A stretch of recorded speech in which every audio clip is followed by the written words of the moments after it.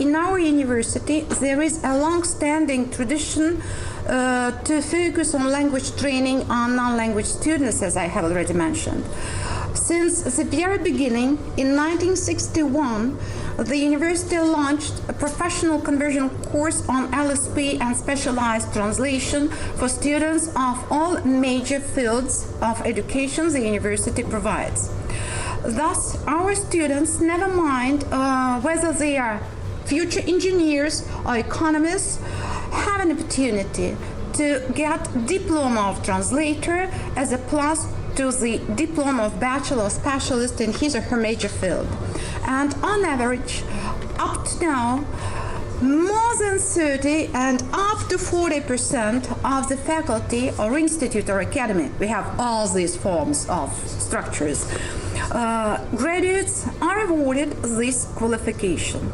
As I have already mentioned, we have 9 departments of foreign languages, 2 at the Faculty of Philology and at the Institute of Foreign Languages, respectively, and the other 7 departments of foreign languages operate within faculties and institutes. You see languages that are taught at various faculties. And I will further draw your attention to the idea that it's not only linguistic institutions and structures that provide opportunities to our students not to limit their learning to English or other major European languages, let it be German, French, Spanish. Of course, for instance, our students at the Institute of Agrarian Studies, or as it's called now, Institute of Agro-Technological Institutes, renewal of titles, they are very active in learning Chinese, for instance. Since 2010, we have, as Commission, in our university, special programs for foreign language teaching and learning. And traditional tasks are covered in this list of topics on this slide. We would like to mention the fact that the university goes on to promote its traditions regarding language focus in educational standards.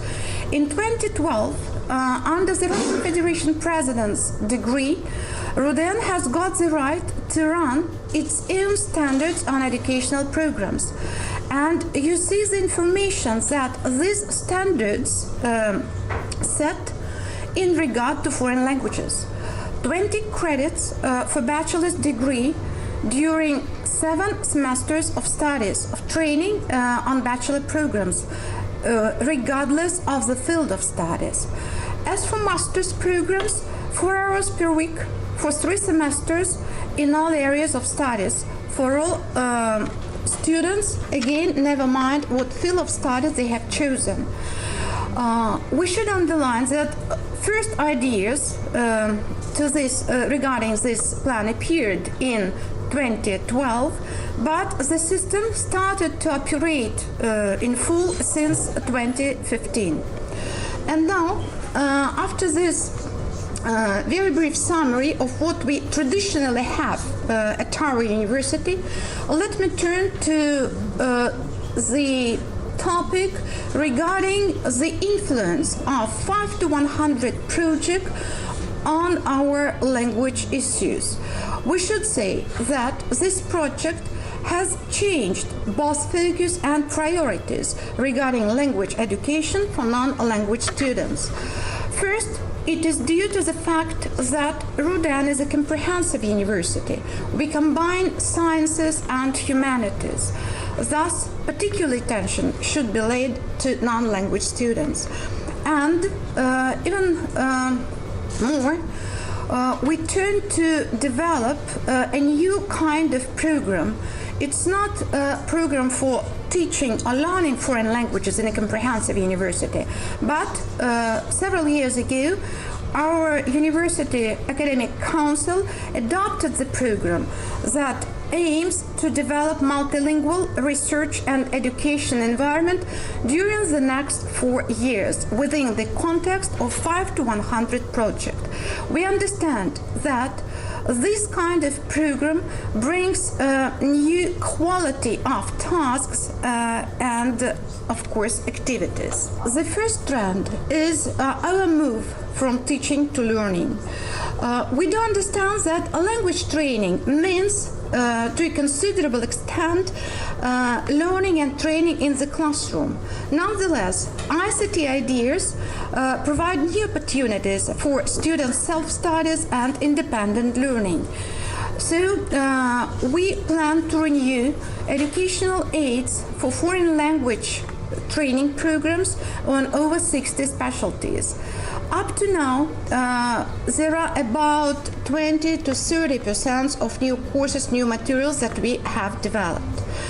Then the university has launched new telecommunication system on Moodle platform, and this provides new opportunities for language teachers in regard to uploading video materials, combined materials, etc. Particular attention is laid to academic writing course for bachelor, master, and PhD students that go in sequence. Then there is another trend that might be interesting, and we consider it promising as well. It's a trend towards major-minor system that provides students with more opportunities to choose courses in foreign languages. The next trend, the next feature, is a stronger focus on internationalization in education and our internationalization of studies at home. I would like to draw your attention to the task that we view as one of our priorities. It's internationalization of curriculum, so comparative approach to studies. And language teachers has enough experience to do this because we always work within the comparative environment of balancing our national home culture and international cultures and the culture of the languages we learn and teach, of course.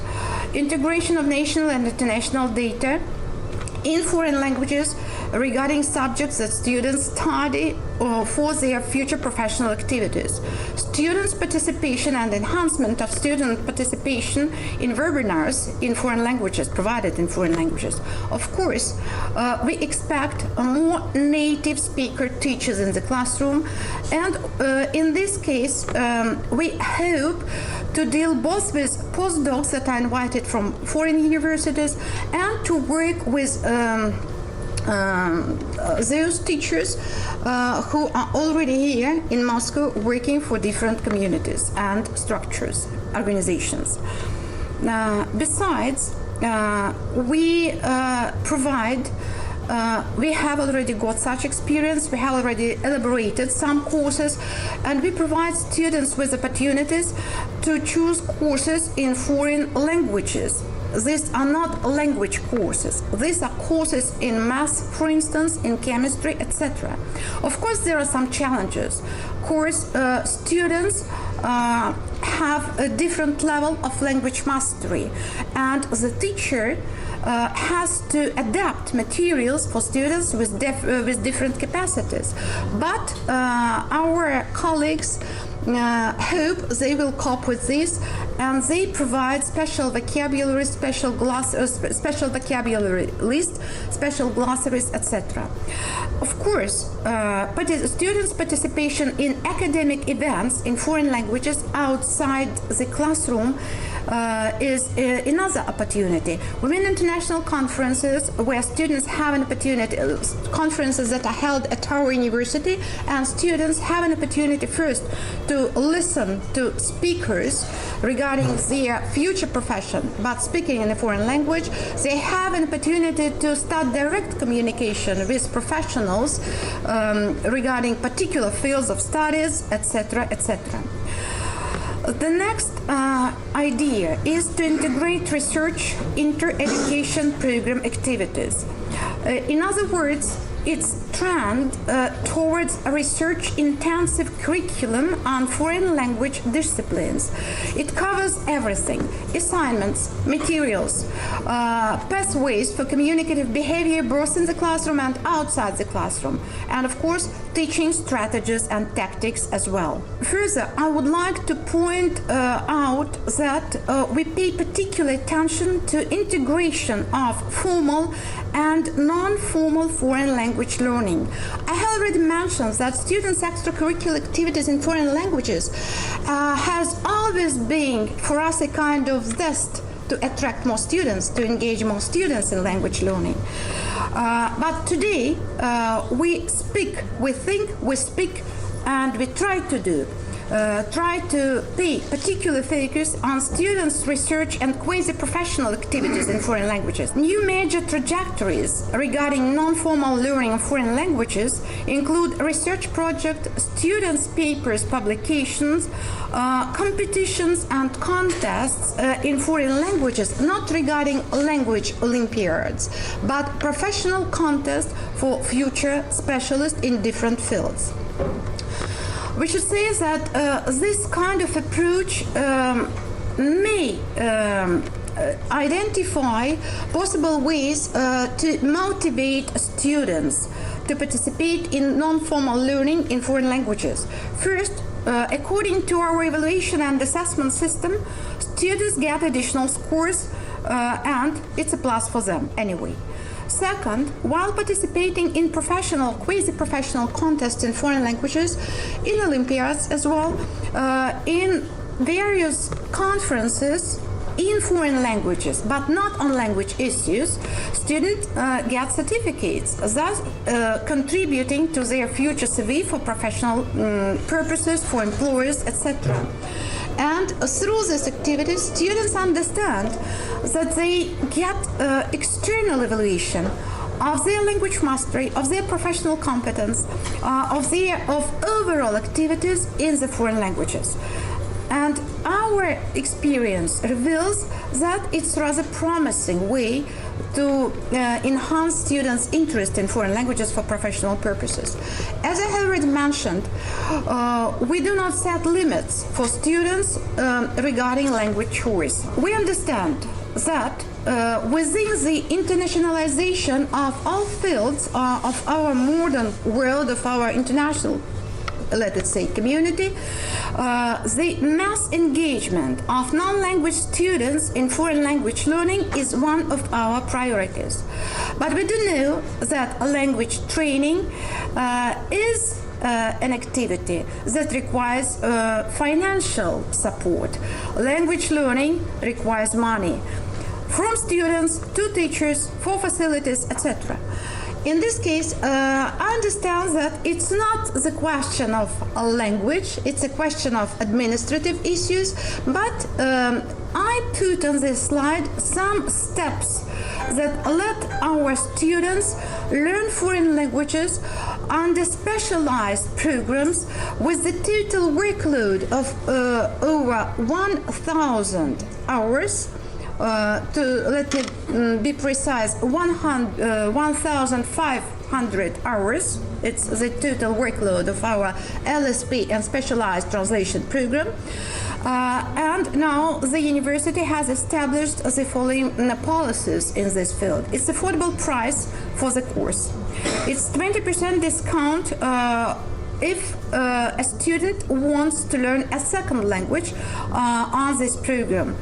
Monthly payment for the program is allowed. And going further with possible questions, the year of this program is now 68,000 rubles. Besides, students have these 20 credits of free language learning under the RUDN University educational standards.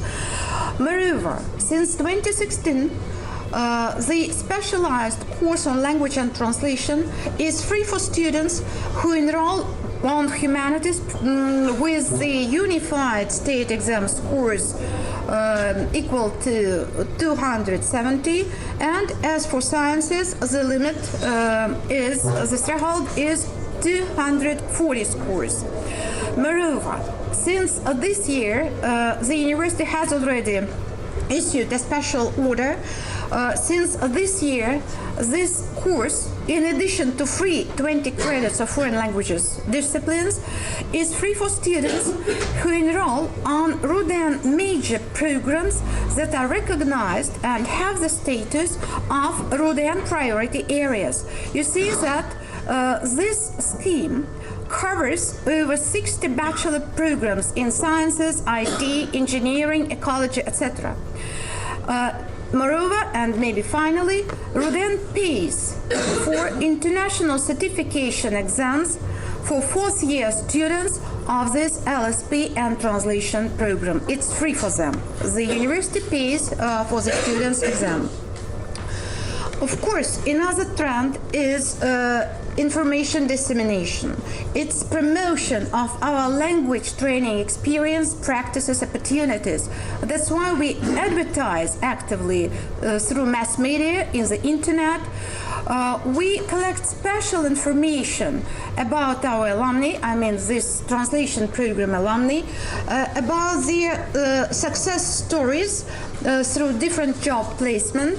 And our colleagues, I mean foreign language teachers, they actively work during both the admission campaign and at various university events like University Open Days, Days Open events for school children, etc. The next point to be mentioned is quality assurance. Everybody knows that it's one of the must to make the program work efficiently. That's why we have annually renewed a language training monitoring system. We conduct annually on the consistent basis student surveys, and it's semi-closed interviews actually, or questionnaires, let it be. So students have questions regarding whether they consider the course productive, yes, no, why, what they would like to improve, how are they going to use the knowledge they get, etc., etc. Even if it's not, if it might be not quite okay, there is a question: what teachers, what lessons of what teachers you prefer to attend, and what kind of lessons conducted by what teachers you prefer not to attend. Of course, teachers do not like such questions, but at the same time, it's very encouraging to revise teachers' activity in the classroom and maybe find new solutions to make students feel more interested, more active in the classroom. Besides, of course, we, thanks to project 5 to 100, we have this opportunity to engage in CPD courses for language teachers. And you see the information about year 2016, when from 3 to 11 teachers from each department, we have different departments in terms of size, had this opportunity to go abroad to partner institutions, to the country of the language they teach, and to participate, to attend various CPD courses. We provide a special training for our faculty staff, I mean teachers of and professors of math, physics, chemistry, ecology, etc., for them to be in line with the international market requirement regarding teaching professional subjects in foreign languages.